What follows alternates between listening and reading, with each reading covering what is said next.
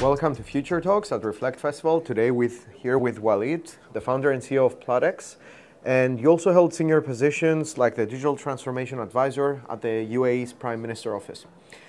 Good to have you with us. So, Walid, we're going to start with the first question, asking you, what are the trends you're seeing taking over the digital transformation in the public and the private sector in the near future, in the next few years? Thank you for having me. And I love Reflect Festival, it's really good. The main, I think, driver for technology in the coming few years will be the intersection of multiple technologies and multiple mainstream technologies together. It's like, if you look at the metaverse today, the metaverse is an intersection between gaming, social networks, and blockchain. So three mega trends technologies are coming together to create something called the metaverse. So I see in the future that convergence and the entrance of more technologies into the same space going to create new spaces that we will need to be prepared for. To give you an example, we look at a metaverse today like a parallel world, right? So we have two separate worlds. One is the physical place that we live in, and then we have the virtual world where the avatars will be basically living in. Yeah. But if you bring Internet of Things, for example, IoT, into the picture, then you're going to end up with an interconnected metaverse. So you have a metaverse that might reflect real-life objects in real time in a 3D space in a virtual environment, which can be good for simulations, it can be good for testing new roads and so on.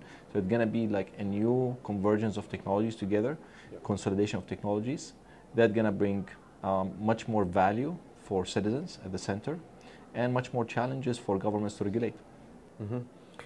Speaking of governments, you always have resistance to change when it comes to digital transformation in the private sector, and can only assume that this might be harder to achieve in the public sector. So what would you say in your experience, what are the biggest challenges when it comes to transforming governments and the public sector? You're right. I mean, the challenge in the governments is much bigger than private sector because they are big bodies, they control a lot of data. They are silos in many ways. So I think the key for digital transformation in any government is, number one, you need to have a proper digital identity for your citizens that is interoperable across your government and probably interoperable across your region. Yeah. And number two, you need to have data interoperability. So you cannot keep asking your citizens to repeat the same set of data that you know about them, right? Every time you go for another transaction. So these challenges, if you solve them as a government and you have a streamlined payment process, right, and a proper feedback system at the end, because any transaction in a government starts with identity, process, payment, feedback. So if you manage to do that right, then you can do a digital transformation in government. So the building blocks are important. There are a few examples from great governments like UAE, Estonia, and so on. They have solved this before. So I think other governments have to learn from that. But still, there is a lot of work to be done on data interoperability, on what they call the ecosystem of the government. Yeah, and that by association and as a result also improves the user experience and the living of standards in the society once it's achieved. We have seen this example by countries like Estonia, for example.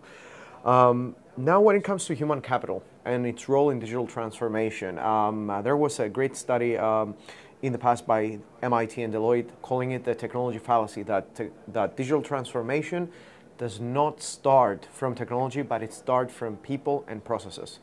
So in your view and your experience, what is the role of digital transformation, the role of human capital in digital transformation now, and what is it going to be in 2025 in the future? I think the biggest challenge for any digital transformation project or even startups in the globe right now, the second after raising fund, is finding the right talents. Yeah. So there is a global shortage of talents of 4.5 million people. So we are building coding schools around the globe, and we cannot address the shortage of talents. Yeah. And talents will become much more important because at one point you need to own your IP as a country, and you need to have your own developers. You need to have your own cyber team. You need to have a lot of security around your services, especially if you're a government. So the human capital role is the key for digital transformation. Like, you cannot do anything without having proper human capital and the right talents for your country. The main challenge is education. So education system is not prepared for this era because the student knows much better about technology than his teacher. So you cannot have somebody to be taught by the old ways to do new tricks. Yeah, that is very true. And if we want to change the future, we start to work on it now, especially the education system and especially importing the young talent into STEM classes and principles. I'd like to close that with what His Highness Sheikh Mohammed bin Rashid Al Maktoum, the Vice President, the Prime Minister, and the ruler of Dubai says, that the best way to predict the future is basically to create it. Yeah. So we need to create our future today. That is very true for everyone. Thank you for joining us. That was very insightful. Thank you for watching. We will see you at the next Future Talks episode.